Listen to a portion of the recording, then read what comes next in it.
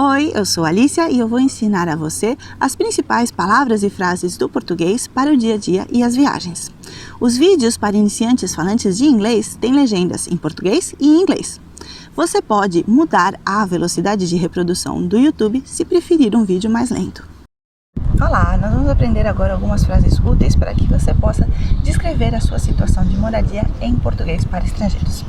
Você dirá, eu moro sozinho, caso você seja um homem e você more sem mais ninguém. Se você é uma mulher, você dirá, eu moro sozinha.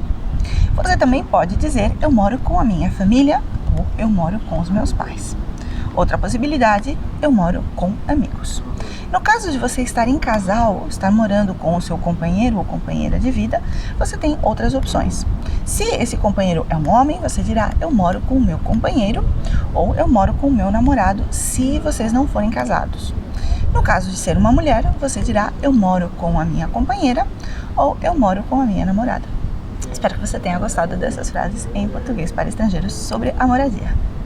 Olá, espero que você tenha gostado desse vídeo. Se você quiser continuar aprendendo português de forma totalmente gratuita, aqui no comentário do vídeo você encontrará mais conteúdo gratuito para aprender português com áudios, vídeos, PDF e muito mais, e explicações em inglês. E você também tem um curso online gratuito de autoaprendizagem com certificado e explicações em inglês, tudo grátis. Se você gostou desse vídeo, deixe o seu like, inscreva-se no canal e também deixe um comentário indicando que aspectos de português do Brasil você gostaria de aprender. E assim eu posso adaptar os meus conteúdos aos desejos e necessidades dos meus estudantes. Muito obrigada pelo apoio e espero que você goste muito de aprender português do Brasil.